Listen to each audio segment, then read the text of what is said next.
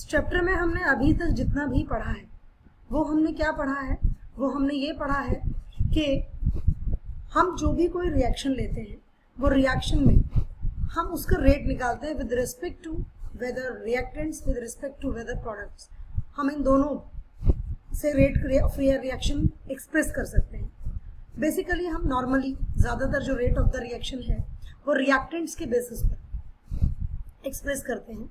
ये ज़रूरी नहीं, it is not a compulsion कि जब हम रिएक्टेंट्स की कंसंट्रेशन ले रहे हैं तो उनके जो पावर्स हों वो उनके स्टोशियोमेट्रिक कोफिशिएंट्स के सेम हैं। एक्सपेरिमेंटली बहुत कम ऐसा होता है कि what ever be the stoichiometric coefficients in front which is mentioned in front of the reactants is same represented in the rate expression law.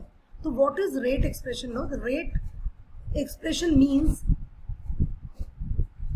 the expression which includes the concentration of the reactants having some powers which may be or may not be same as their stoichiometric coefficients. मतलब क्या हुआ कि it is an expression when we represent the rate of a reaction in terms of reactants. They have some powers, but it may be same as stoichiometric coefficients given in the reaction, or it may be different. Actually, it is an experimental concept. ये एक experimental concept है, theoretical concept नहीं है। अगर ये theoretical concept होता तो सीधी सी बात है, हमें रिएक्शन दी जाती, हम सीधा सीधा रिएक्शन के स्टोशियोमेट्रिक कोफिशिएंट्स को उनकी पावर में एक्सप्रेस करते और जैसे ही हम एक्सप्रेस करते हमारा रिएक्शन की जितनी भी प्रॉब्लम्स हैं, हमारी जितनी भी उससे रिलेटेड क्वेरीज हैं वो सब सॉर्ट आउट हो जाती। लेकिन इस मोमेंट पर हम क्या देखते हैं कि जो हमारे स्टोशियोमेट्रिक कोफिशिएंट्स हैं रिएक्शन की वो बहुत सारे रिएक्शंस में पावर्स में सेम रिफ्लेक्ट नहीं होते। तो what is rate expression? Rate expression is the actual dependence of the rate of a reaction on the reactants having some powers which may or may not be same as their stoichiometric coefficient representing in a balanced chemical reaction. This is basically rate expression law, या you can say rate law. Whenever you remove, ये मैं पहले भी आपको explain कर चुकी हूँ, whenever you remove the sign of proportionality, what will happen? A constant will appear. एक constant appear होता है. This constant is represented here in terms of k. यहाँ पर हमने इसको k के respect में express किया है. And this is rate constant. ये है हमारा rate constant. So k is the proportionality constant called rate constant.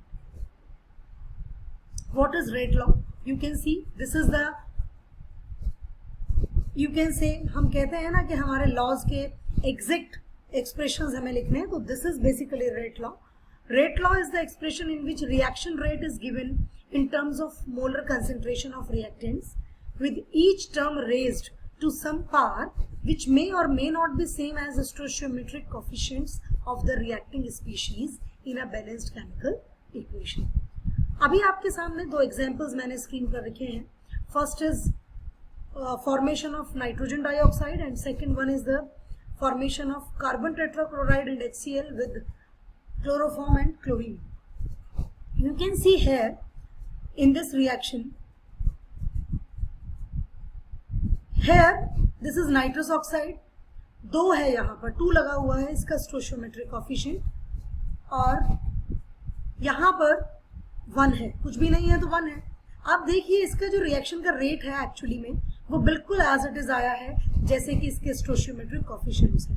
But if you observe the second reaction which is with this chloroform with chlorine, यहाँ पर ऐसा नहीं है. क्लोरोफॉर्म का जो एक्सप्रेशन है, जो उसका स्टोइचियोमेट्रिक कोएफिशिएंट है वो सेम है, लेकिन क्लोरीन में हाफ है. तो this is not a mandatory thing. कोई मैंडेटरी नहीं होता कि रिएक्शन में जो स्टोइचियोमेट्रिक कोएफिशिएंट होते हैं वही रिप्रेजेंट करेंगे, ऐसा नहीं होता. It is an experimental concept. Experimental concept है और एक्सपेरिमेंटल कंसेप्ट को हम एक्सपेरिमेंट करके लैब में तभी फाइंड आउट कर सकते हैं कि इसका एक्चुअली में रेट लॉ जो होगा या रेट एक्सप्रेशन जो होगा वो क्या होगा.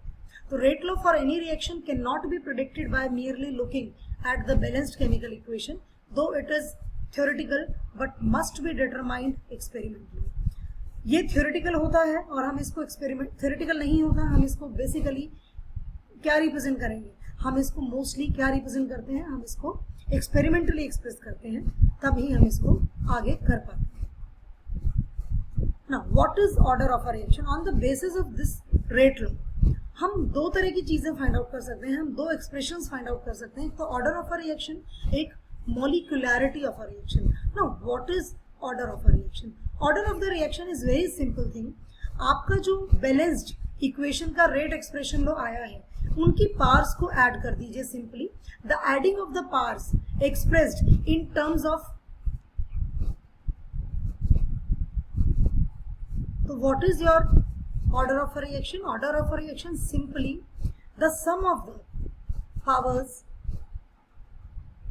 of the concentration term expressed in a rate law expression is known as order of the reaction.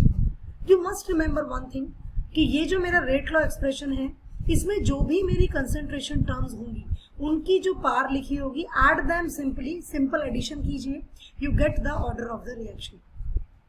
Order of the reaction के बारे में कुछ और इंपॉर्टेंट पॉइंट्स भी हैं.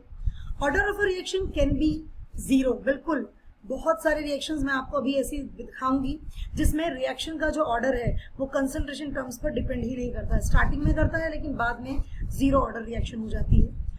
First order, second order, third order, और कई बार हमारी जो रिएक्शन होती है it may be in fractions. वो फ्रैक्शंस में भी, बहुत बार मेरी जो रिएक्शन होती है वो फ्रैक्शंस में भी होती है.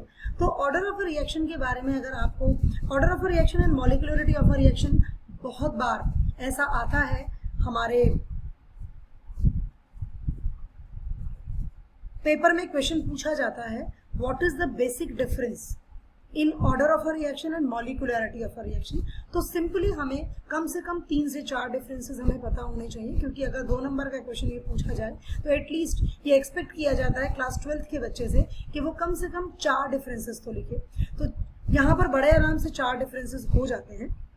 I think order of a reaction आपको बड़ा क्लियरली समझ आया होगा कि order of a reaction is nothing, it is simply what it is simply कि हमें जो रेट एक्सप्रेशन लॉ है उसमें जो कंसंट्रेशन टर्म्स की पावर है उसको सिंपली ऐड करना है. That is the order of the reaction. अब हम नेक्स्ट स्लाइड पर चलते हैं. न्यूमेरिकल देखते हैं. From the following expression determine the order of the reaction. हमें यहाँ पर रेट एक्सप्रेशन दिया हुआ है. आप यहाँ से देख सकते हैं और यहाँ से इजीली फाइंड आउट कर सकते हैं कि आपकी रिएक्शन का रेट क्या है. देखिए यहाँ पर तो सिर्फ एक, पहली रिएक्शन में तो एक ही है जिसकी पावर 3/2 है, तो सिंपली आपका रेट ऑफ द रिएक्शन 3/2 हो जाएगा. और यहाँ पर 1/2 + 2 है. ऐड देम, इनको सिंपली ऐड कर दीजिए, इट इज 5/2. या आप इसको ऐसे भी लिख सकते हैं, अदरवाइज 5/2 भी लिख सकते हैं. Now reactions are of 2 types. पहले मैं आपको मॉलिक्यूलरिटी ऑफ अ रिएक्शन बताती हूँ. What is molecularity of a reaction? Molecularity of a reaction is simply the number of reacting species taking part in a reaction which must collide with each other in order to bring out a chemical change. Molecularity of a reaction is a theoretical concept basically. हमने अभी पढ़ा order of a reaction हमारा जो है वो एक experimental concept होता है, लेकिन molecularity of a reaction हाँ एक theoretical concept है. इसमें हमें कोई एक्सपेरिमेंट नहीं करना होता. हम सिंपली एक बैलेंस्ड इक्वेशन देखते हैं और उसके रिएक्टेंट्स में जो भी स्टोइचियोमेट्रिक पावर होती है that reflects the molecularity of a reaction. यहाँ 3 रिएक्शन आप देख रहे हैं. तीनों रिएक्शंस में आप देखिए, पहले वाले में मॉलिक्यूलरिटी 1 है, दूसरे में मॉलिक्यूलरिटी 2 है, तीसरे में मॉलिक्यूलरिटी 3 है. रीजन इज दैट यहाँ पर स्टोइचियोमेट्रिक कोएफिशिएंट 1 है, यहाँ पर 2 है, और यहाँ पर इन दोनों को जोड़ देंगे, इसके आगे 1 है, उसके आगे 2 है, that is 3. So molecularity of a reaction is always in whole numbers. It never be in fraction. And one more thing, it never be zero. क्योंकि molecularity reaction अगर equation की zero हो जाएगी तो आपकी reaction ही possible नहीं होगी. And it is basically a theoretical concept. So this is for today. Thank you and have a good day.